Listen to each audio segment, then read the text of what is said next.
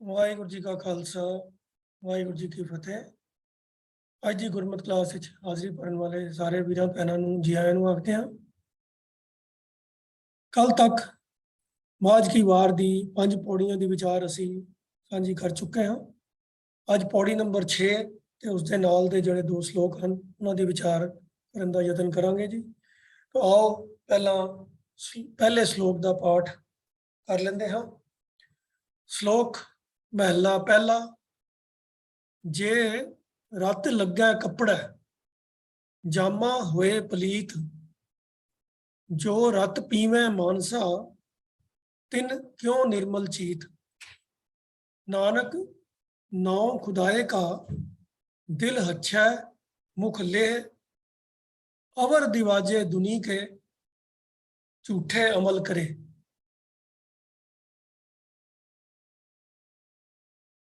इस श्लोक के अंदर गुरु साहब ने कुछ एक प्रचलित विश्वासों का जिक्र किया है, ਜਿਹੜੇ ਉਸ ਸਮੇਂ ਦੇ ਭਾਰਤੀ ਸਮਾਜ ਵਿੱਚ ਖਾਸ ਤੌਰ ਤੇ ਮੁਸਲਿਮ ਜਿਹੜੀ ਜਨਤਾ ਸੀ ਉਹਨਾਂ ਦੇ ਦਿਮਾਗਾਂ ਦੇ ਵਿੱਚ ਜਿਹੜਾ ਵਿਚਾਰ ਪੱਕਾ ਬੈਠਾ ਹੋਇਆ ਸੀ, ਉਹਦੀ ਐਗਜ਼ਾਮਪਲ ਲੈ ਕੇ ਗੁਰੂ ਸਾਹਿਬ ਅੱਗੋਂ ਆਪਣਾ ਜਿਹੜਾ ਸਿਧਾਂਤ ਹੈ, ਆਪਣੀ ਗੱਲ ਹੈ, ਉਹ ਅੱਗੋਂ ਸਾਡੇ ਨਾਲ ਸ਼ੇਅਰ ਕਰਦੇ ਹਨ।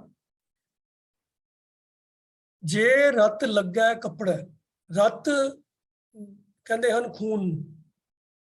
रत लफज वैसे लाल रंग वास्ते भी रत्ता भी वरत्या जाता है।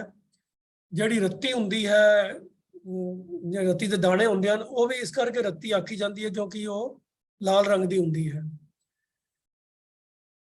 प्रभु दे प्यार दे विच रंगे होए लोकां वास्ते भी लफज रत्ता वरत्या जाता है क्योंकि लाल रंग प्यार दा सूचक मन्निया जाता है।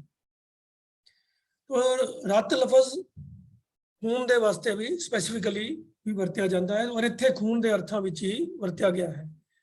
जे रत लगा कपड़ा, जे कपड़े नूं रत लग जाए, भाव कपड़े के उत्ते खून लग जाए किसी भी वजह करके।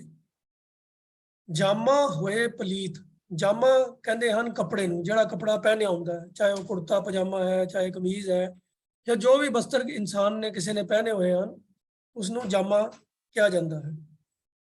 होए पलीत, पलीत पलीत का अर्थ होता है गंदा, मैला। तो ये मुसलमानों के विच ये बड़ा दृढ़ विश्वास सी कि जे कपड़े गंदे पे हुए हैं, खास तौर पर जे खून लगन दे नाल मैले हो गए हैं, तो ऐसे गंदे मैले कपड़े पा के नमाज अदा नहीं की जा सकती। तो ये शरीर की पवित्रता का उन्होंने अंदर तो कॉन्सैप्ट हैगा ही है। हर नमाज तो पहला वो 5 इशनाना करते हैं, मूँह की चूली करते हैं, हत्थों को धोंदे हैं, पैरों को धोंदे हैं, हत्थों भी जो धोंदे हैं, हथ तो लैके तो कोहनी की जी जिथे हड्डी जो पहली है जॉइंट, पहला जॉइंट है, उत्थे तक धोंदे हैं, पैरों भी पूरा गिट्टे ते तक धोंदे हैं।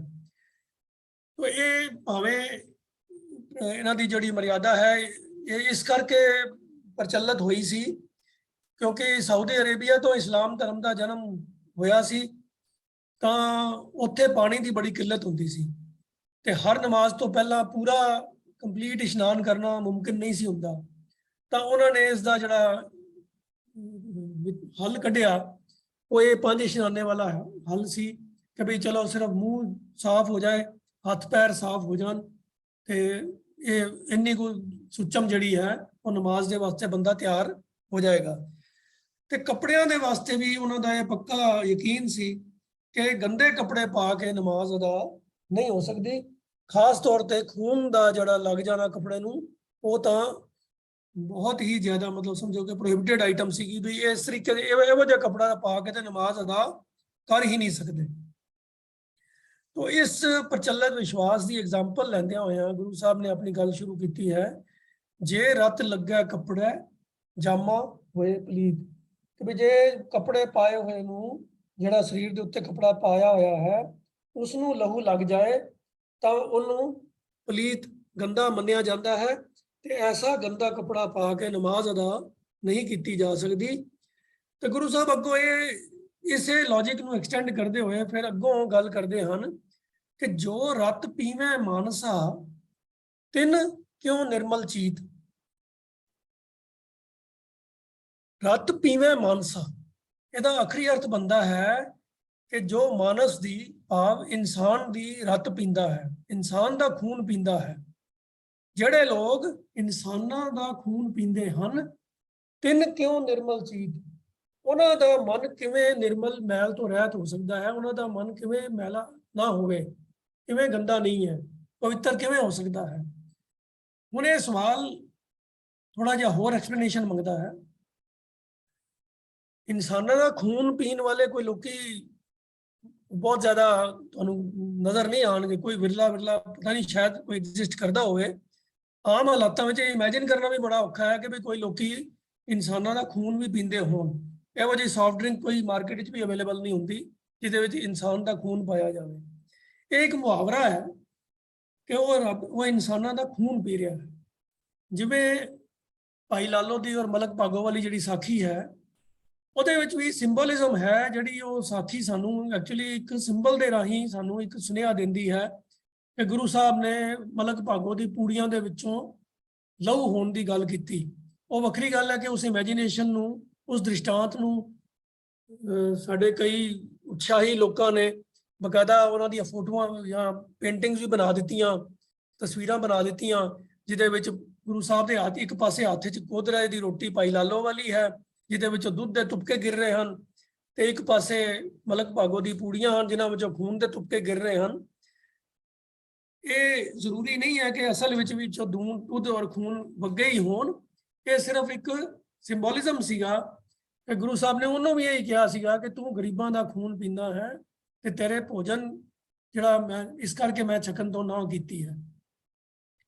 तो एक मुहावरा है कि गरीबों का खून पीना, इंसानों का खून पीना, जिहदा भाव अर्थ हुंदा है कि कोई जोरदार जोर जबर वाला बंदा जिहदे कोल राजसी ताकत होवे या होर किसी किस्म की वड्डी ताकत होवे, चाहे वो धन दौलत दी होवे या फिजिकल होवे, वो धक्का करके जुल्म करके किसी मजलूम दे नाल ज्यादती करे, उहदा हक मार लवे।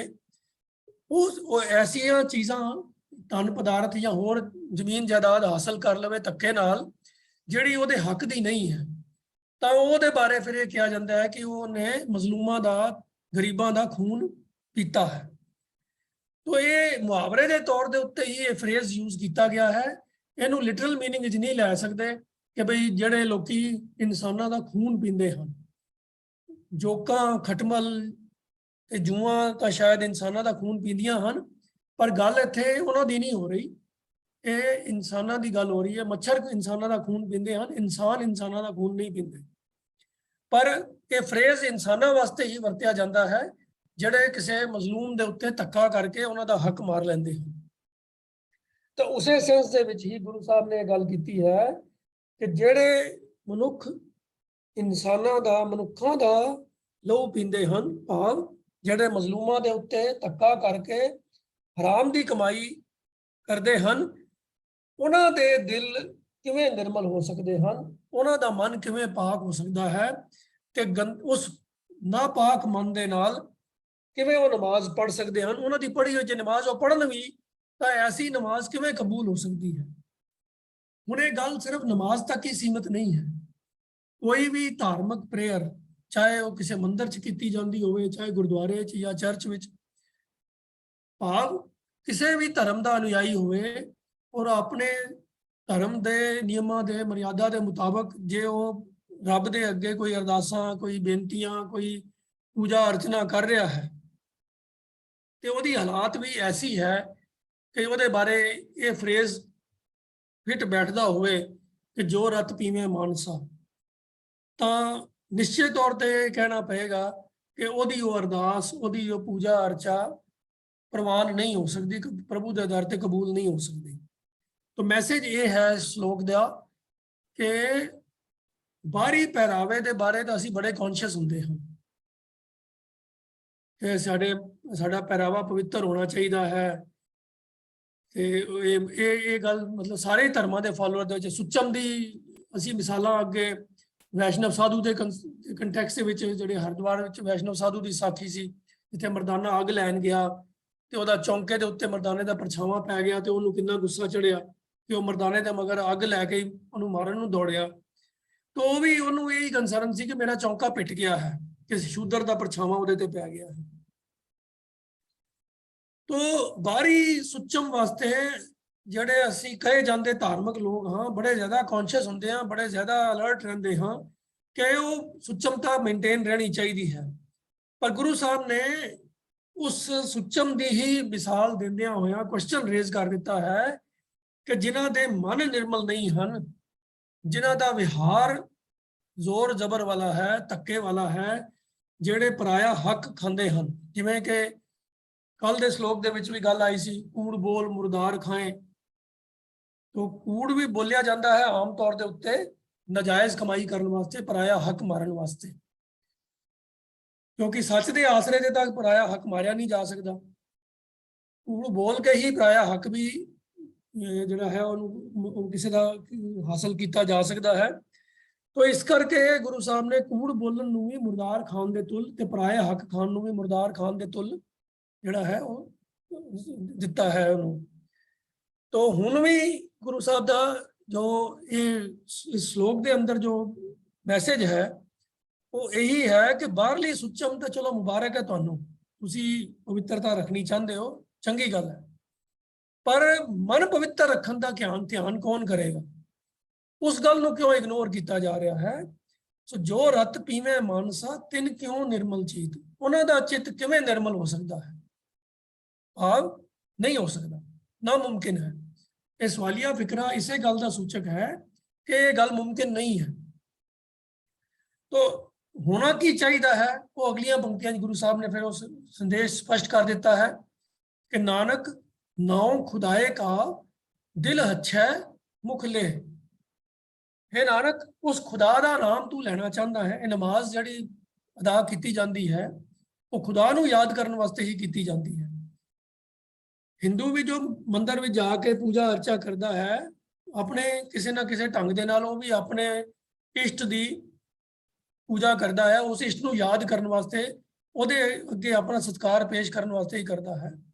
ਅਸੀਂ ਵੀ ਜੋ ਅਰਦਾਸਾਂ ਕਰਦੇ ਹਾਂ ਜਾਂ ਬਾਣੀ ਪੜ੍ਹਦੇ ਹਾਂ ਜਾਂ ਗੁਰਦੁਆਰੇ ਵਿੱਚ ਜਾ ਕੇ ਜੋ ਵੀ ਮੱਥਾ ਟੇਕ ਕੇ ਜੋ ਵੀ ਅਸੀਂ ਕੰਮ ਕਰਦੇ ਹਾਂ, ਉਹਨਾਂ ਦੇ ਪਿੱਛੇ ਭਾਵਨਾ ਹੀ ਹੁੰਦੀ ਹੈ ਕਿ ਅਸੀਂ ਵੀ ਜਿਸ ਪ੍ਰਭੂ ਨੂੰ ਮੰਨਦੇ ਹਾਂ, ਜਿਸ ਪ੍ਰਭੂ ਦੇ ਦਾ ਨਾਮ ਲੈਂਦੇ ਹਾਂ, ਉਸੇ ਨੂੰ ਹੀ ਯਾਦ ਕਰਨ ਵਾਸਤੇ ਇਹ ਸਾਰੇ ਜਿਹੜੇ ਕਰਮ ਹਨ ਉਹ ਕੀਤੇ ਜਾਂਦੇ ਹਨ।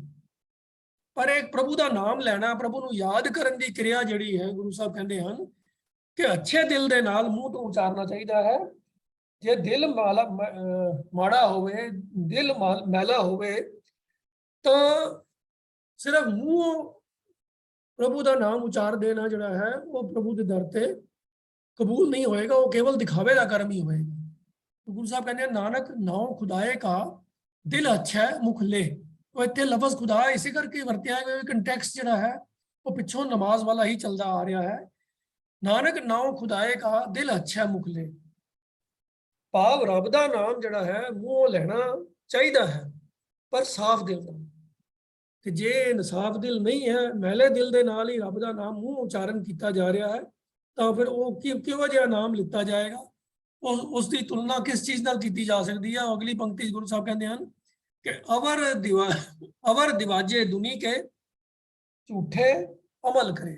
ਅਵਰ ਦਾ ਮਤਲਬ ਹੈ ਹੋਰ, ਭਾਵ ਅੱਛੇ ਦਿਲ ਤੋਂ ਸਿਵਾਏ ਕਿਸੇ ਹੋਰ ਤਰੀਕੇ ਦੇ ਨਾਲ, ਜਿਹੜਾ ਸਾਫ਼ ਦਿਲ ਤੋਂ ਬਿਨਾ ਹੋਰ ਕੋਈ ਕਿਸੇ ਵੀ ਢੰਗ ਨਾਲ ਜਿਹੜਾ ਨਾਮ ਲੈਂਦਾ ਹੈ ਪ੍ਰਭੂ ਦਾ, ਤਾਂ ਉਹ ਕੀ ਹੈ? ਦਿਵਾਜੇ ਦੁਨੀ ਕੇ। ਦਿਵਾਜੇ ਦਾ ਭਾਵ ਹੁੰਦਾ ਹੈ ਦਿਖਾਵਾ, ਸਿਰਫ ਸ਼ੋਅ, ਦਿਖਾਵੇ ਮਾਤਰ, ਅਸਲੀਅਤ ਵਿੱਚ ਨਹੀਂ। ਝੂਠੇ ਅਮਲ ਕਰੇ, ਉਹ ਝੂਠੇ ਕੰਮ ਹਨ। ਅਮਲ ਪ੍ਰੈਕਟੀਕਲੀ ਉਹ ਝੂਠੇ ਕੰਮ ਹਨ, ਉਹਨਾਂ ਦੇ ਅੰਦਰ ਸੱਚਾਈ ਨਹੀਂ ਹੈ। ਤੋ ਐਸੀ ਕਿਸੇ ਵੀ ਧਾਰਮਿਕ ਕਿਰਿਆ ਨੂੰ ਜਿਹੜੀ ਮੈਲੇ ਦਿਲ ਦੇ ਨਾਲ, ਜਿਹੜੇ ਹੇਰਾ ਫੇਰੀ ਦੇ ਵਿਚਾਰਾਂ ਦੇ ਨਾਲ, ਜਿਹੜੇ ਪਰਾਇਆ ਹੱਕ ਮਾਰਨ ਵਾਲੀ ਨੀਅਤ ਦੇ ਨਾਲ ਕੀਤੇ ਜਾਣ, ਗੁਰੂ ਸਾਹਿਬ ਐਸੀ ਸਾਰੀਆਂ ਧਾਰਮਿਕ ਕਿਰਿਆਵਾਂ ਨੂੰ ਦਿਖਾਵੇ ਦੇ ਕਰਮ ਮੰਨਦੇ ਹਨ। ਨਾਨਕ ਨਾਉ ਖੁਦਾਏ ਕਾ ਦਿਲ ਅੱਛਾ ਹੈ ਮੁਖਲੇ, ਅੱਛੇ ਦਿਲ ਦੇ ਨਾਲ, ਪਵਿੱਤਰ ਦਿਲ ਦੇ ਨਾਲ, ਜਿਹੜਾ ਕੂੜ ਕਪਟ ਤੋਂ ਵਾਂਝਾ ਹੋਵੇ, ਜਿਹਦੇ ਅੰਦਰ ਕਿਸੇ ਕਿਸਮ ਦੀ ਹੀਰਾ ਫੇਰੀ, ਕੋਈ ਝੂਠੀ ਨੀਅਤ ਨਾ ਹੋਵੇ, ਐਸੇ ਦਿਲ ਦੇ ਨਾਲ ਹੀ ਖੁਦਾ ਦਾ ਨਾਮ ਲੈਣਾ ਚਾਹੀਦਾ ਹੈ। ਤੋ ਇਹ ਸਾਡੇ ਉੱਤੇ ਵੀ ਅਪਲਾਈ ਹੁੰਦਾ ਹੈ ਕਿ ਜੇ ਭਾਵੇਂ ਅਸੀਂ ਬਾਣੀ ਪੜ੍ਹਦੇ ਹਾਂ, ਪ੍ਰਭੂ ਦਾ ਨਾਮ ਲੈਂਦੇ ਹਾਂ, ਰੱਬ ਦਾ ਨਾਮ ਚੇਤੇ ਕਰਦੇ ਹਾਂ, ਕਈ ਲੋਕੀ ਤਾਂ ਬਾਰ-ਬਾਰ ਨਾਮ ਲੈਂਦੇ ਹਨ, ਵਾਹਿਗੁਰੂ ਵਾਹਿਗੁਰੂ ਤਾਂ ਅਨੇਕਾਂ ਵਾਰੀ ਉਚਾਰਦੇ ਹਨ, ਤਾਂ ਉਹ ਵੀ ਕੰਡੀਸ਼ਨਲ ਹੈ ਕਿ ਦਿਲ ਅੱਛਾ ਹੈ ਮੁਖਲੇ, ਨਹੀਂ ਤਾਂ ਅਵਰ ਦਿਵਾਜੇ ਦੁਨੀ ਕੇ ਝੂਠੇ ਅਮਲ ਕਰੇ। ਉਹ ਸਾਰੇ ਅਮਲ, ਉਹ ਸਾਰੀਆਂ ਕਿਰਿਆਵਾਂ, ਉਹ ਸਾਰੇ ਕੀਤੇ ਹੋਏ ਨਾਮ ਸਿਮਰਨ, ਬਾਣੀ ਪੜ੍ਹੀ ਜਾਂ ਪੂਜਾ ਸਤਕਾਰ ਦੇ ਕੀਤੇ ਹੋਏ ਜਿੰਨੇ ਵੀ ਕਰਮ ਹਨ, ਉਹ ਸਾਰੇ ਦਿਵਾਜੇ ਦੁਨੀ ਕੇ ਹਨ, ਭਾਵ ਦੁਨੀਆ ਨੂੰ ਦਿਖਾਉਣ ਦੇ, ਦਿਖਾਵੇ ਦੇ ਕੰਮ ਹਨ, ਝੂਠੇ ਅਮਲ ਹਨ। ਪ੍ਰਭੂ ਦੀ ਦਰਗਾਹ ਵਿੱਚ ਉਹ ਕਿਧਰੇ ਵੀ ਕਬੂਲ ਨਹੀਂ ਪੈਂਦੇ, ਉਹ ਸਿਰਫ ਦੁਨੀਆ ਨੂੰ ਦਿਖਾਵੇ ਦੇ ਕਰਮ ਹਨ। ਕਿਉਂਕਿ ਦੁਨੀਆ ਵਾਲਿਆਂ ਨੂੰ ਤਾਂ ਸ਼ਾਇਦ ਧੋਖਾ ਲੱਗ ਸਕਦਾ ਹੈ ਕਿ ਇਸ ਇਨਸਾਨ ਦਾ ਦਿਲ ਅੱਛਾ ਹੈ, ਸਾਫ਼ ਦਿਲ ਬੰਦਾ ਹੈ, ਪਰ ਪ੍ਰਭੂ ਤਾਂ ਅੰਤਰਜਾਮੀ ਹੈ, ਉਹ ਤਾਂ ਸਭ ਦੇ ਅੰਦਰ ਦੀ ਜਾਣਦਾ ਹੈ ਕਿ ਕਿੰਨਾ ਕੁ ਉਹਦਾ ਦਿਲ ਸੁੱਚਾ ਹੈ, ਸਾਫ਼ ਹੈ।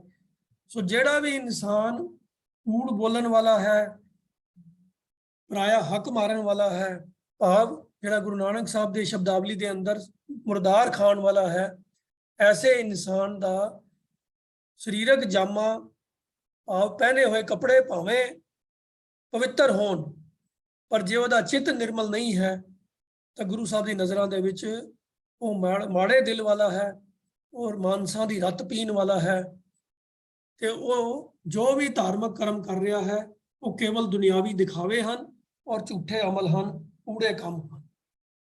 ਤੋ ਇਹ ਗੱਲ ਕਿਸੇ ਵੀ ਧਰਮ ਦਾ ਫਾਲੋਅਰ ਹੋਵੇ, ਗੁਰੂ ਨਾਨਕ ਪਾਤਸ਼ਾਹ ਦੀ ਨਜ਼ਰਾਂ ਦੇ ਅੰਦਰ ਧਾਰਮਿਕ ਕਰਮ ਕਾਂਡ ਜਿਹੜੇ ਦਿਖਾਵੇ ਦੇ ਕਰਮ ਹਨ, ਉਹਨਾਂ ਦੀ ਕੋਈ ਵੈਲਿਊ ਨਹੀਂ ਹੈ। ਦਿਲ ਅੱਛੇ ਤੇ ਉਹਦੇ ਨਾਲ ਹੀ ਖੁਦਾ ਦਾ ਨਾਮ ਲੈਣਾ ਜਿਹੜਾ ਹੈ ਉਹ ਮੁਬਾਰਕ ਹੈ। ਬਾਕੀ ਜਿਹੜੇ ਚੀਜ਼ ਹਨ ਉਹ ਸਿਰਫ ਦਿਖਾਵੇ ਦੇ ਕਰਮ। दूसरा श्लोक भी गुरु नानक पातशाह का ही उच्चारण किया होया है, महला पहला, भाई सब श्लोक, हाँ महला पहला, जा हो नाही ता क्या आखा, के नाही क्या होवा, कीता करना कया कथना, भरिया पर धोवा, आप ना बुझा लोक बुझाई, ऐसा आगू होवा, नानक अंधा हुए कह दसे राह, सबस मुहाए साथ है, अगे गया मोह मोह पाए, सो ऐसा आगू जापे। इस श्लोक के अंदर हम गुरु साहब ने गल की है उन्हां बंदियां दी जिहड़े दूजियां नूं धर्म दीयां गल्लां सिखांदे हन। कल दे श्लोक विच भी एक ऐसा ही विचार आया सी धार्मिक आगुआं दे बारे, अज भी सेम ही टोन दे विच गुरु साहब गल कर रहे हैं कि जा हो नाही ता क्या आखा, के नाही क्या हो। जा हो नाही, जदों मेरे अंदर कुछ है ही नहीं है, जो मेरी कोई हस्ती नहीं है, भाव मेरी आत्मक अवस्था कोई चंगी सुच्ची दिल वाली है ही नहीं है, मेरे अंदर कोई धार्मिक वृत्ति नहीं है, जिहो जे बाकी दुनिया के लोग हैं त्यो जिहा मैं भी हाँ। जा हो नहीं तो क्या आखा, तो फिर मैं दूजियां नूं की आखा, दूजियां नूं की मत दियां, की उपदेश करा दूजियां नूं। तो इत्थे आखा लफज है दूजियां नूं कुछ गल्लां सुनाउण दे प्रसंग दे विच, भाव ਜਿਹੜੇ ਬੰਦੇ ਦੂਜਿਆਂ ਨੂੰ ਧਾਰਮਿਕ ਉਪਦੇਸ਼ ਦਿੰਦੇ ਹਨ, ਇਹ ਕਰਨਾ ਚਾਹੀਦਾ ਹੈ, ਉਹ ਨਹੀਂ ਕਰਨਾ ਚਾਹੀਦਾ, ਇਹ ਚੀਜ਼ ਜਿਹੜੀ ਹੈ ਉਹ ਧਾਰਮਿਕ ਹੈ, ਦੂਜੀ ਚੀਜ਼ ਧਰਮ ਵਿਰੋਧੀ ਹੈ, ਗਿਆਨ ਵੰਡਦੇ ਹਨ ਲੋਕਾਂ ਨੂੰ ਜਿਹੜੇ, ਇਹ ਉਹਨਾਂ ਲੋਕਾਂ ਦੇ ਬਾਰੇ ਗੱਲ ਹੋ ਰਹੀ ਹੈ। ਤਾਂ ਫਸਟ ਪਰਸਨ ਵਿੱਚ ਗੱਲ ਕਰਕੇ ਗੁਰੂ ਸਾਹਿਬ ਕਹਿੰਦੇ ਹਨ ਕਿ ਜਿਹੜਾ ਬੰਦਾ ਸਿਰਫ ਦਿਖਾਵੇ ਦੇ ਧਰਮ ਕਰਮ ਕਰਨ ਵਾਲਾ ਹੋਵੇ ਤੇ ਦੂਜਿਆਂ ਨੂੰ ਵੀ ਧਾਰਮਿਕ ਉਪਦੇਸ਼ ਦਿੰਦਾ ਹੋਵੇ, ਉਹਦੇ ਵੱਲੋਂ ਹੋ ਕੇ ਫਸਟ ਪਰਸਨ ਦੀ ਗੱਲ ਕਰਦੇ ਹਨ ਕਿ ਜਾ ਹੋ ਨਹੀਂ ਤਾਂ ਕਿਆ ਆਖਾਂ, कि ना ही क्या हुआ, कि जे मेरी कोई अपनी आत्मक अवस्था है ही नहीं है तो दूजिਆਂ ਨੂੰ मैं की उपदेश करा, कि ना ही क्या हुआ, कि मेरे अंदर कोई गुण है ही नहीं ਹਨ ਤੇ ਮੈਂ ਲੋਕਾਂ ਨੂੰ ਕੀ ਬਣ ਕੇ ਦਿਖਾਉਂਦਾ ਰਹਾਂ ਕਿ ਮੈਂ ਧਾਰਮਿਕ ਆਗੂ ਹਾਂ, ਮੈਂ ਗ੍ਰੰਥੀ ਹਾਂ, ਮੈਂ ਉਪਦੇਸ਼ਕ ਹਾਂ, ਮੈਂ ਸੰਤ ਹਾਂ। ਬਣ ਕੇ ਲੋਕਾਂ ਨੂੰ ਚੰਗਾ ਬਣ ਕੇ ਦਿਖਾਣਾ। ਕਿਆ ਹੋਵਾਂ ਦਾ ਭਾਵ ਅਰਥ ਹੈ ਕਿ ਕੁਝ ਹੋ ਕੇ ਕੁਝ ਕਲੇਮ ਕਰਕੇ ਦਿਖਾਣਾ ਕਿ ਵੀ ਮੈਂ ਮੇਰੀ ਕੋਈ ਹਸਤੀ ਹੈ। ਇਹ ਸਾਰੀ ਜਿਹੜੀ ਪੰਕਤੀ ਹੈ ਬੇਸਿਕਲੀ ਦਿਖਾਵਾ ਕਰਨ ਵਾਲੇ ਭੇਖੀ ਧਾਰਮਿਕ ਆਗੂਆਂ ਦੇ ਬਾਰੇ ਹੈ ਕਿ ਜਿਨ੍ਹਾਂ ਦੇ ਅੰਦਰ ਕੋਈ ਤੱਤ ਨਹੀਂ ਹੈ ਪਰ ਮੂੰਹੋਂ ਗੱਲਾਂ ਉਹ ਧਰਮ ਉਪਦੇਸ਼ ਦੀਆਂ ਕਰਦੇ ਹਨ ਪਰ ਉਹ ਅਸਲੀਅਤ ਅੰਦਰ ਉਹਨਾਂ ਦੇ ਕੋਈ ਧਾਰਮਿਕ ਗੁਣ ਕੋਈ ਆਤਮਿਕ ਗੁਣ ਹੁੰਦੇ ਨਹੀਂ ਹਨ। तो इस गल फिर अगली पंक्ति थोड़ा जिहा होर डिटेल विच खोलते हैं। कीता करना कया कथना भरिया पर तोमा, मेरे कीते हुए काम मैं जो मैं कामकार करदा हाँ, मेरा कहना जो लोगों नूं मैं गल्लां करदा हाँ, मेरी बोल चाल वो सब भरे हुए हुंदे हन विकारां दे नाल, पुराने संस्कारां दे नाल, जिहड़े मेरे मंदे कर्म हन जो माया के विकारां दे नाल भरिया होया मैं हुंदा हाँ। कदी मैं किसे पासे डिगदा फिरदा हाँ, कदी किसे पासे डोलदा फिरदा हाँ, जिदे अंदर अडोलता वाली कोई गल नहीं हुंदी। कीता करना कया कथना भरिया पर धोवां, मैं अपने मन नूं धोण दे यतन करदा हाँ या मन नूं सुच्चा बना के लोकां नूं दिखाउण दा यतन करदा हाँ पर असलीयत विच मैं विकारां दा भरिया होया हुंदा। तो ये सारिया पंक्तियां भावें गुरु नानक पातशाह का स्टाइल है कि भी बड़ी संखेप विच गल बड़ी डूंगी कर जाते हैं ते उहदा लफ्ज़ां दे विचों अर्थ भाव नूं समझना पैंदा है। जे निरे अखरी अर्थ किए जान तो कई बार गल स्पष्ट नहीं भी हुंदी पर उन्होंने जो भाव अंदर हुंदे हन वो सारे श्लोक के कंटैक्स्ट दे विच सारिया बाकी पंक्तियां दे भी अर्थ भाव नूं जोड़ के फिर गल क्लीयर होंदी है कि किस कंटैक्स्ट विच गल की जा रही है। तो निरे जे अखरी अर्थ करते जान कि जा हो ना ही ता क्या आखा, जे मैं नहीं हाँ तो की आखा, के ना ही क्या कुछ है नहीं तो की हो जावा, इस तरह अखरी अर्थ करने नाल गल स्पष्ट होंदी नहीं है। इन्हां दे भाव अर्थ नूं जो अंदर है अंतरीव भावां नूं समझना जरूरी है कि किस कंटैक्स्ट विच गल हो रही है। कीता करना कया कथना भरिया पर धोवां, जे निरे लफ्जी शब्दिक अर्थ कर दिते जाएंगे तो इन्हां विचों भी शायद सेंस नहीं बनेगी। तो कीता करना मेरे कीते हुए कामकार, मेरा किरदार, कया कथना मेरी बोल चाल, इन्हां सब दे अंदर जो मेरे अंदर दिखावे दे जो विकारां दा भरिया होया जिहड़े मैं काम करदा हाँ ते बोलदा हाँ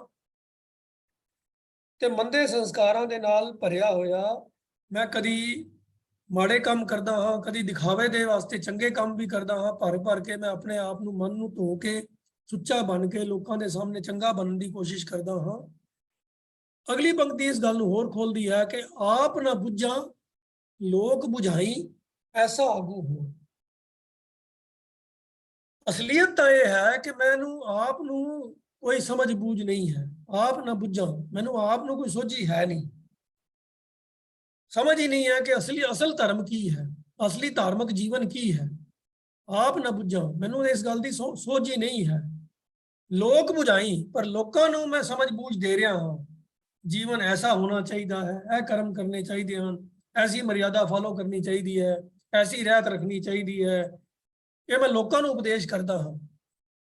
तो फिर ये हुंदी जिहड़ी है वो हासोहीनी गल हुंदी है क्योंकि कदी ना कदी तो बंदे की असलीयत उगड़ ही जाती है।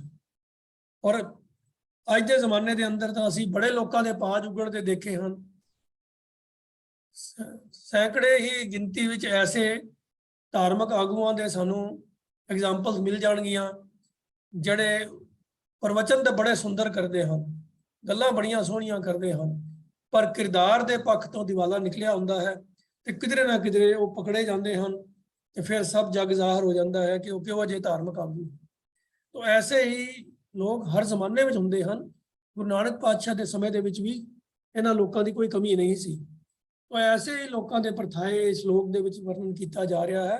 आप ना बुझा लोक बुझाई ऐसा आगू हुआ। तो ऐसा ही हासो ही ना आगू होवांगा जिहदी जग हसाई होएगी ਜਦੋਂ ਪਾਜ ਉਗੜੇਗਾ कि आप तो कोई समझ है नहीं है कि असलियत धर्म धार्मिक जीवन की है, पर लोगों ਨੂੰ मैं धर्म की सोझी दे रहा हाँ। इस तरीके का मैं आगू बन के बैठदा हाँ। तो आखिरी पंक्तियों के अंदर गुरु साहब फिर सच्चाई बयान कर देंगे हैं बड़े खुले लफ्जों के अंदर। नानक अंधा होए कै दसे राह सबस मुहाए साथ। कि जेड़ा इंसान आप अन्ना है ते दूजिया नूं राह दसदा है तो वह की करेगा? आप तो गलत राह पै ही जाएगा, दूजिया नूं भी बर्बाद करेगा, उन्हां दा भी नुकसान करेगा। तो मिसाल वो दी है जी कि ऑबवियस है, हर इंसान को गल समझ आ जाती है कि भाई जे फिजिकल कंटैक्सट में भी गल हो रही हो तो भी जिस बंदे दे अखां अन्नियां हैं जिन्होंने नज़र नहीं आता वो उठ के तो दूजिया नूं राह दसन लग पवे तो वो मगर तुरन वाले जड़े हैं डेफिनेटली गलत राह ते ही पैणगे और नुकसान अपना कराएंगे। तो बड़े स्पष्ट अर्थ हैं फिजिकल कंटैक्सट विच। पर इसे नूं ही अगर जे धार्मिक कंटैक्सट के अंदर इन्हां दा भावार्थ समझिया जाए कि जेड़ा आगू धार्मिक तौर पे धार्मिक ज्ञान तो भी होना है, जिन्हों जेड़ा आप ना बुझां वाली अवस्था विच है, जिन्हों आप नूं भी धार्मिक जीवन की सोझी नहीं है, वो जदों दूजियां नूं धर्म दा राह दसेगा तो वो मगर तुरन वाले जड़े हैं वो भी आत्मक तौर के उत्ते लुटे ही जाणगे। उन्हां नूं कोई आत्मक ज्ञान प्राप्त नहीं होएगा, कोई प्रभु दे मार्ग की सोझी नहीं प्राप्त होएगी। सो नानक अंधा होए कै दसे राह सबस मुहाए साथ। मुहाए का भाव है लुटे जाते लुटाए जाते हैं कि सारे साथियों को वो ठग लेगा, ठगवा लेगा, लुटिया जाएगा, उन्होंने भी नुकसान करवा देगा। तो फिर ऐसे आगू के नाल जदों उहदे कीते कर्मां दा निबेड़ा हुंदा है तो फिर की हुंदा है? अगे गया मोह मोह पाए सो ऐसा अगू जापे। मोह मोह पाए ये भी एक मुहावरे वर्गा फ्रेज है कि जिते मूँह के उत्ते जुत्तियां पैंदियां। हुण लिटरली जुत्तियां भावें ना भी पैन पर एक मुहावरे का फ्रेज ये मुहावरा ये मीनिंग दिंदा है कि ऐसे आगू की भरपूर निंदा हुंदी है, थू थू हुंदी है, उन्होंने त्रिकार फिटकारा पैंदियां हन जड़ा ऐसे ऐसे कर्म करे, ऐसे कर्म जड़ा अंधा होए कै दसे राहे सबस मुहाए साथ। तो अगे गया प्रभु की दरगाह दे विच ऐसे इंसान नूं मूँह ते जुत्तियां पैंदियां हन, फिटकारा पैंदियां हन और सब नूं उस आगू का असल रूप प्रगट हो जाता है, नज़र आ जाता है। सो ऐसा आगू जापै। जापै तो भाव है जापदा है, नज़र आ जाता है, प्रतख हो जाता है। तो इस श्लोक के भी सारे श्लोक के अंदर जेड़े विखावे दे धार्मिक कर्म करने वाले लोग हैं और जेड़े दूजियां नूं भी धर्म दीयां सिक्ख्यावां दे के आप धार्मिक आगू बन बैठते हैं, उन्हां दी ही असलीयत नूं ज़ाहिर किया गया है कि उन्हां दे नाल जो फिर बीतदी है उस गल का भी निर्णय कर दिता गया है कि एक तो उन्हां दे मगर तुरन वाले सारे लुटे पुट्टे जाते हैं, कोई जीवन की तरक्की नहीं हुंदी, ते ऐसे आगू नूं भी अगे जाके फिटकारा ही पैंदियां हन, कोई उसनूं मूँह नहीं लांदा।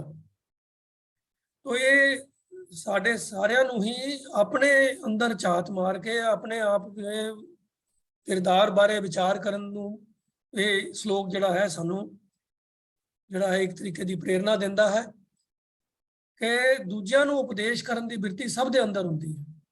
जिहड़ा फॉर्मली भावें स्टेजां ते ना भी बोलदा होवे पर आम जीवन के अंदर अपने परिवार दे विच मित्रां दे विच संबंधियां दे विच दूजियां नूं सलाहां देण नूं असीं सारे ही बड़े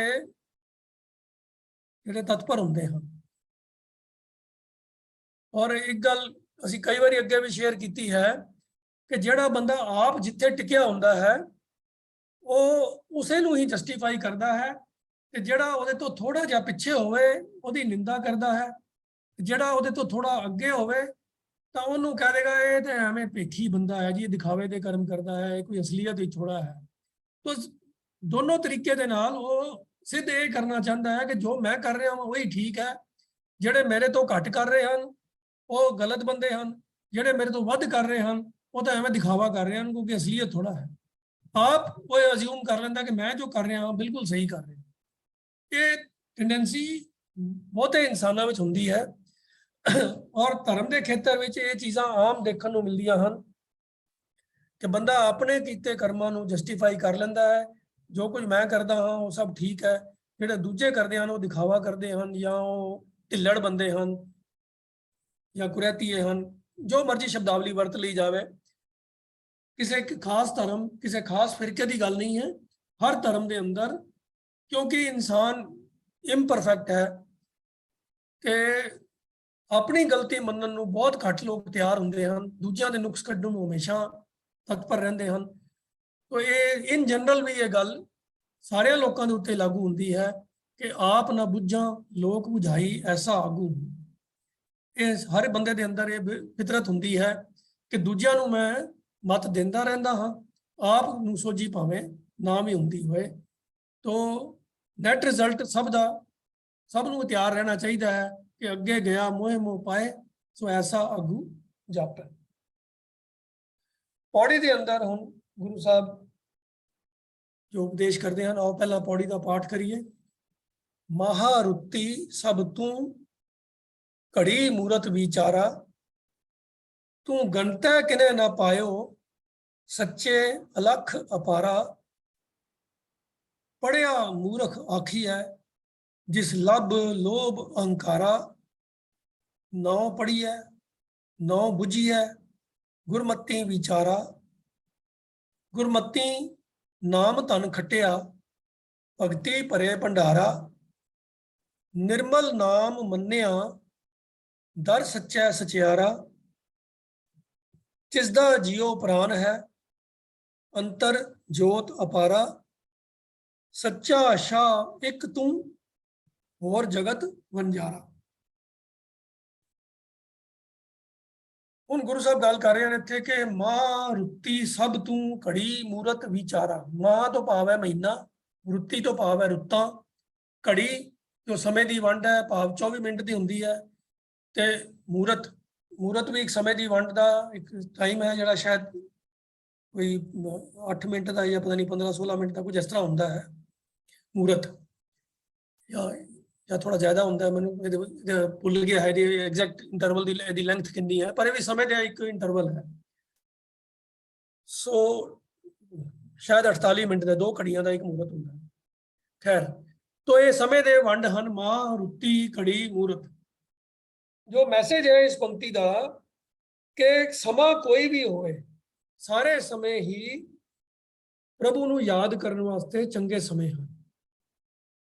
कोई गिनतियां मिनतियां करन दी लोड़ नहीं है, केड़ा चंगा मूरत है, केड़ा चंगा समा है, केड़े वेले विचार करनी चाहिए है। सारे ही समय चंगे हन, हर समय प्रभु नूं याद करना ही चाहिए है। गुरबाणी बड़ा स्पष्ट संदेश देती है, सास सास सिमरो गोबिंद। तो जे साह लेना हर समय जरूरी है तो गोबिंद नूं सिमरना भी हर समय जरूरी है, भाव यही है। तो ये साडे गुआढ़ी मत दे विच ना ये कंसैप्ट कुछ बहुत ज़्यादा प्रचलित है। फलाना समा चंगा है, फलाना मूरत चंगा है, फलाना राहु काल है, फलाना माड़ा समा है, इस समय दे विच कोई भी शुभ काम नहीं करने चाहिए, इस फलाने समय कोई धर्म कर्म नहीं करने चाहिए। ये उन्होंने कॉन्सैप्ट है। गुरमत के अंदर कोई भी माड़ा समा नहीं है, सब चंगे समय हैं। कोई चंगे समय हैं जदों भी प्रभु की याद हिरदे विच बस जाए, जदों भी प्रभु का नाम लै लिया जाए, वो समा चंगा है। पिछे जो अमृत वेले के बारे सवाल आया सीगा तो उहदी विचार दे विच ये भी गल स्पष्ट की गई सी कि ठीक है कि अमृत वेला मर्यादा के तौर के उत्ते और गुरबाणी के अंदर भी प्रेरणा के तौर के उत्ते कहा गया है कि एक पैर रात रहिंदी, भाव सूरज चढ़न तो 3 घंटे पहला का जिहड़ा समा है उस समय ज़्यादा मन टिका दी अवस्था में आ सकता है, क्योंकि होर दुनियावी कार विहारां की कोई उहदे च डिस्टरबेंस नहीं हुंदी, कोई इंटरफेरेंस नहीं हुंदी, ते बंदा एक ਮਨ ਨੂੰ ਟਿਕਾ ਕੇ ਆਪਣੀ ਸੁਰਤ ਨੂੰ ਪ੍ਰਭੂ ਦੇ ਨਾਲ ਜੋੜਨ ਦੇ ਵਿੱਚ ਸਹਾਈ ਹੋ ਸਕਦੀ ਹੈ। ਇਹ ਐਸਾ ਸਮਾਂ ਜਦੋਂ ਕਿ ਹੋਰ ਕੋਈ ਡਿਸਟਰਬੈਂਸ ਨਾ ਹੋਵੇ। ਪਰ ਇਹਦਾ ਇਹ ਭਾਵ ਨਹੀਂ ਹੈ ਕਿ ਬਈ ਸਿਰਫ ਜੇ ਅੰਮ੍ਰਿਤ ਵੇਲਾ ਜਿਹੜਾ ਉਹ ਵਾਲਾ ਪੀਰੀਅਡ ਹੈ ਉਦੋਂ ਹੀ ਪ੍ਰਭੂ ਦਾ ਨਾਮ ਲੈ ਕੇ ਤੇ ਬਾਕੀ ਦੇ 21 ਘੰਟੇ ਜਿਹੜੇ ਨੇ ਇਗਨੋਰ ਕੀਤੇ ਜਾ ਸਕਦੇ ਨੇ। ਤਾਂ ਇਸ ਲਈ ਇਹ ਗੱਲ ਵੀ ਸਿਧਾਂਤਕ ਤੌਰ ਦੇ ਉੱਤੇ ਕਹੀ ਜਾਂਦੀ ਹੈ ਕਿ ਸਾਰਾ ਹੀ ਮਨੁੱਖਾ ਜੀਵਨ ਅੰਮ੍ਰਿਤ ਵੇਲਾ ਹੈ। ਜਿਹੜੀ ਇਹ ਮਨੁੱਖਾ ਜੀਵਨ ਦੀ ਦਾਤ ਮਿਲੀ ਹੈ, ਇਹਦਾ ਹਰ ਪਲ ਅੰਮ੍ਰਿਤ ਵੇਲਾ ਹੈ, ਜਿਸ ਨੂੰ ਪ੍ਰਭੂ ਦੇ ਨਾਮ ਦੇ ਨਾਲ ਸੁਰਤ ਜੋੜਨ ਵਾਸਤੇ ਇਸਤੇਮਾਲ ਕਰਨਾ ਚਾਹੀਦਾ ਹੈ। तो जेड़ा भी समा प्रभु की याद विच बीते वो वेला अमृत वेला ही है। तो उसे भाव के अंदर ये पंक्ति भी सानू सेध देंदी है, महारुति सब तू घड़ी मूरत विचारा, कि तेरी विचार तेरे नू याद करना, तेरा नाम लेना हर समय चंगा है, किया जा सकता है। कोई खास रुत या थित, कोई वार, कोई समा मूरत लभन की विचारन की कोई जरूरत नहीं है। प्रभु ਨੂੰ हर समय ही चेते किया जा सकता है, क्योंकि गिनतियां मिनतियां की गल गुरबाणी ने किते भी स्वीकार नहीं की। तो गल अगली पंक्ति गुरु साहब फरमा ही रहे हैं कि तू गणता किने ना पायो, सच्चे अलख अपारा, हे अदृष्ट ते बेअंत प्रभु। अलख जो लखिया ना जा सके, अपार जिदा अपार नहीं पाया जा सकता, सच्चा सदा कायम रहने वाला। हे प्रभु तू गणता किने ना पायो, तैनू गिनतियां दे नाल, समय दियां गिनतियां, थित्तां दियां, रुत्तां दियां, महीनियां दियां गिनतियां दे नाल तैनू नहीं पाया जा सकता। इस लेखे दे नाल तेरे तक तेरे नेड़े नहीं होया जा सकता। जेड़े ऐसे गल्लां कर करके बहुते सियाणे बन बन के बैठते हैं, गुरु साहब ने उन्हां दे वास्ते जो गल आखी है वो अगली पंक्ति विच फरमा रहे हैं कि पढ़िया मूर्ख आखी है, जिस लब लोभ हंकारा। कि ऐसा ज्ञान हासिल करके कि किहड़ियां रुत्तां, किहड़ियां थित्तां, किहड़े मूरत पवित्र ने, इहो जिहे जिहड़े बंदे गल्लां कर करके अपने आप नूं बहुता पढ़िया लिखिया, बहुता सियाणा बन के दिखाते हैं। गुरु साहब की नज़रां दे अंदर ऐसे बंदे मूर्ख हैं कि पढ़िया मूर्ख आखी है, जिस लब लोभ हंकारा, जिहदे अंदर इस ज्ञान नूं वरत के लोकां कोलों दान दक्षिणा इकट्ठी करन दा लोभ ते अपने ज्ञान दा हंकार दा प्रगटावा करन दी इच्छा है, ऐसे इंसान नूं मूर्ख ही आख्या जाना चाहिए है। सो ऐसे पढ़े मूर्ख नूं, पढ़े बंदे नूं मूर्ख ही आखना चाहिए है, जिहदे अंदर लालच दी बिरती अते हंकार दी भावना है। और आम तौर ते जिहड़े सनातन मत दे अंदर खास तौर ते ब्राह्मण वर्ग दे जिहड़े लोग हैं वो ही इहो जे कर्म करते हैं, थित्तां वारां दा और राशियां दा फल कढ के, समय दियां चंगे माड़े मूरत दियां गल्लां करके अपने जजमानां नूं भरमांदे हैं, उन्हां पासों दान दक्षिणा इकट्ठी करते हैं ते नाल ही उन्हां दे रोप भी पांदे हैं कि साडे बगैर होर किसी नूं ज्ञान नहीं है। तो ये उन्हां दे उत्ते पंक्ति टुकदी है, पर ये निरी उन्हां वास्ते ही नहीं है। जिहड़ा भी कोई धार्मिक कहा जाण वाला इंसान जे अपने कोई बंदा अगर जे गुरबाणी के ज्ञान की भी ज्यादा दिखावा करके ते दूजियां उत्ते रोप पा के उस गुरबाणी के ज्ञान नूं भी सिर्फ अपने धन पदार्थ इकट्ठा करन दा साधन वरते, तां इह उहदे उत्ते भी ये पंक्ति बिल्कुल लागू हुंदी है कि पढ़िया मूर्ख आखी है, जिस लब लोभ अहंकारा। और अज के जमाने दे विच कोई कमी नहीं है कि जिहड़े लोग गुरबाणी नूं सिर्फ एक रोजगार का साधन ते पैसे इकट्ठे करन दा साधन बना के ही वरतते हैं, जीवन के अंदर वो गुरबाणी के उपदेशों की कमाई करन वालों बिल्कुल ही अवेसले हैं। ऐसे लोग बथेरे मिलते हैं। अगली पंक्ति गुरु साहब फरमाते हैं, नौ पढ़ी है, नौ बुझी है, गुरमति विचारा। सो किसी थित धर्म, थित वार, दिन, महीने, मुहूर्त की कोई भरम करन की जरूरत नहीं है। गुरु की मत के अनुसार हमेशा ही प्रभु का नाम पढ़ना ते विचारना चाहिए है। गुरु का नाम के नाल ही सुरत जोड़नी चाहिए। नौ पढ़ी है, नौ बुझी है, गुरमति विचार, गुरु की मत की विचार करके ही प्रभु के नाल प्यार आना चाहिए है। उसका नाम हमेशा चेते करना चाहिए है, उसे दी ही मन में विचार करनी चाहिए है। गुरु की मत द्वारा ही ਭਗਤੀ ਦੇ ਭੰਡਾਰੇ ਭਰਨੇ ਚਾਹੀਦੇ ਹਨ ਤੇ ਨਾਮ ਧਨ ਦੀ ਕਮਾਈ ਕਰਨੀ ਚਾਹੀਦੀ ਹੈ। ਗੁਰਮਤਿ ਨਾਮ ਧਨ ਖੱਟਿਆ, ਭਗਤੀ ਭਰੇ ਭੰਡਾਰਾ। ਜਿਹੜੇ ਬੰਦੇ ਗੁਰੂ ਦੀ ਮੱਤ ਨੂੰ ਗ੍ਰਹਿਣ ਕਰਕੇ ਉਸੇ ਦੇ ਅਨੁਸਾਰ ਹੀ ਕਰਮ ਕਰਦੇ ਹਨ, ਉਹ ਹੀ ਨਾਮ ਧਨ ਦੀ ਕਮਾਈ ਕਰਦੇ ਹਨ ਤੇ ਆਪਣੇ ਅੰਦਰ ਭਗਤੀ ਦੇ ਭੰਡਾਰੇ ਭਰ ਲੈਂਦੇ ਹਨ। ਉਹਨਾਂ ਦੇ ਹਿਰਦੇ ਦੇ ਅੰਦਰ ਪ੍ਰਭੂ ਦੀ ਭਗਤੀ ਦੇ ਭੰਡਾਰੇ ਭਰਪੂਰ ਰਹਿੰਦੇ ਹਨ। ਨਾਮ ਦਾ ਖਜ਼ਾਨਾ ਉਹਨਾਂ ਦਾ ਭਰਿਆ ਰਹਿੰਦਾ ਹੈ। ਔਰ ਫਿਰ ਐਸੇ ਲੋਕਾਂ ਦੀ ਅਵਸਥਾ ਕੀ ਹੁੰਦੀ ਹੈ ਕਿ ਨਿਰਮਲ ਨਾਮ ਮੰਨਿਆ ਦਰ ਸੱਚਾ ਸਚਿਆਰਾ। ਜਿਨ੍ਹਾਂ ਨੇ ਵੀ ਇਹ ਪ੍ਰਭੂ ਦਾ ਨਿਰਮਲ ਨਾਮ ਆਪਣੇ ਹਿਰਦੇ 'ਚ ਵਸਾ ਲਿਆ ਹੈ, ਆਪਣੇ ਮਨ ਨੂੰ ਮਨਾ ਲਿਆ ਹੈ ਕਿ ਇਸ ਨਾਮ ਦੇ ਨਾਲ ਹੀ ਜੁੜਨਾ ਹੈ, ਉਹ ਪ੍ਰਭੂ ਦੇ ਦਰ ਤੇ ਉੱਤੇ ਵੀ ਕਬੂਲ ਹੁੰਦੇ ਹਨ। ਉਸ ਸਦਾ ਫਿਰ ਰਹਿਣ ਵਾਲੇ ਪ੍ਰਭੂ ਦੇ ਦਰ ਦੇ ਉੱਤੇ ਵੀ ਕਬੂਲ ਹੋ ਕੇ ਉਸੇ ਦੇ ਵਿੱਚ ਮਾਨੋ ਲੀਨ ਹੋ ਜਾਂਦੇ ਹਨ, ਸੱਚੇ ਦਾ ਹੀ ਰੂਪ ਬਣ ਜਾਂਦੇ ਹਨ, ਸਚਿਆਰ ਬਣ ਜਾਂਦੇ ਹਨ। ਸੱਚੇ ਦੇ ਦਰ ਤੇ ਉਹਨਾਂ ਨੂੰ ਹੀ ਸਚਿਆਰ ਦੀ ਪਦਵੀ ਮਿਲ ਜਾਂਦੀ ਹੈ, ਜਿਨ੍ਹਾਂ ਨੇ ਨਿਰਮਲ ਨਾਮ ਨੂੰ ਆਪਣੇ ਹਿਰਦੇ ਦੇ ਵਿੱਚ ਟਿਕਾਇਆ ਹੈ, ਮੰਨਿਆ ਹੈ। ਜਿਨ੍ਹਾਂ ਦਾ ਮਨ ਮੰਨ ਗਿਆ ਹੈ ਉਸ ਨਾਮ ਦੇ ਨਾਲ, ਉਹ ਪ੍ਰਭੂ ਦੇ ਸੱਚੇ ਦਰ ਦੇ ਉੱਤੇ ਸਚਿਆਰ ਹੋ ਕੇ ਕਬੂਲ ਹੁੰਦੇ ਹਨ। ਜਿਸ ਦਾ ਜੀਉ ਪ੍ਰਾਨ ਹੈ ਅੰਤਰ ਜੋਤ ਅਪਾਰਾ, ਸੱਚਾ ਸ਼ਾਹ ਇੱਕ ਤੂੰ ਹੋਰ ਜਗਤ ਵੰਜਾਰਾ।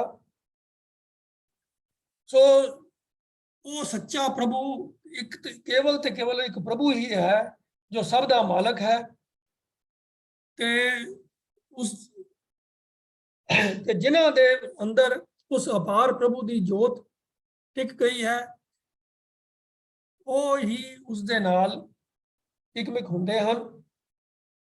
ਤੇਰੇ ਹੀ ਬਖਸ਼ੇ ਹੋਏ ਜਿਹੜੇ ਤੇਰੀ ਹੀ ਜੋਤ ਜਿਹੜੀ ਹੈ ਉਹ ਸਭ ਜੀਵਾਂ ਦੇ ਅੰਦਰ ਹੈ, ਪਰ ਸਾਰਾ ਜਗਤ ਜਿਹੜਾ ਹੈ ਉਹ ਕੇਵਲ ਇੱਕ ਇਹਨਾਂ ਸਵਾਸਾਂ ਦੀ ਪੂੰਜੀ ਨੂੰ ਵਰਤਣ ਵਾਲਾ ਵੰਜਾਰਾ ਹੀ ਹੈ, ਪਰ ਸਭ ਨੂੰ ਦਾਤ ਦੇਣ ਵਾਲਾ ਇੱਕ ਸੱਚਾ ਸ਼ਾਹ ਮਾਲਕ ਤੂੰ ਆਪ ਹੀ ਹੈ। ਉਸ ਮਾਲਕ ਦੇ ਦਿੱਤੇ ਹੋਏ ਹੀ ਜਿੰਦ ਔਰ ਪ੍ਰਾਣ ਸਭ ਜੀਵਾਂ ਦੇ ਅੰਦਰ ਹਨ, ਉਹਦੇ ਦਿੱਤੇ ਹੋਏ ਸਵਾਸ ਸਭ ਦੇ ਅੰਦਰ ਹਨ। ਮਾਨੋ ਇਹਨਾਂ ਸਵਾਸਾਂ ਦੀ ਪੂੰਜੀ ਦੀ ਨੂੰ ਵਰਤ ਕੇ ਸਾਰਾ ਜਗਤ ਜਿਹੜਾ ਹੈ ਉਹ ਫੇਰੀ ਲਾ ਕੇ ਵੰਜਾਰਾ ਬਣ ਕੇ ਵਪਾਰ ਕਰ ਰਿਹਾ ਹੈ, ਸੌਦਾ ਕਰ ਰਿਹਾ ਹੈ। ਪਰ ਸੱਚਾ ਸੌਦਾ ਉਹਨਾਂ ਦਾ ਹੀ ਹੈ ਜਿਨ੍ਹਾਂ ਦੇ ਅੰਦਰ ਤੇਰੀ ਯਾਦ ਟਿਕੀ ਰਹਿੰਦੀ ਹੈ, ਉਸ ਅਪਾਰ ਪ੍ਰਭੂ ਦੀ ਜੋਤ ਜਿਨ੍ਹਾਂ ਦੇ ਅੰਦਰ ਟਿਕ ਜਾਂਦੀ ਹੈ, ਜਿਹੜੇ ਉਸ ਦੇ ਨਾਲ ਲੀਨ ਹੋ ਜਾਂਦੇ ਹਨ। ਬਾਕੀ ਸਾਰੇ ਜਗਤ ਦੇ ਵਿੱਚ ਸਿਰਫ ਸਮਾਂ ਪੂਰਾ ਕਰਕੇ ਹੀ ਇੱਥੋਂ ਕੂਚ ਕਰ ਜਾਂਦੇ ਹਨ। तो इतना ही बचन प्रवान करने जी होइयां भुलां दी खिमा। वाहिगुरू जी का खालसा, वाहिगुरू जी की फतेह।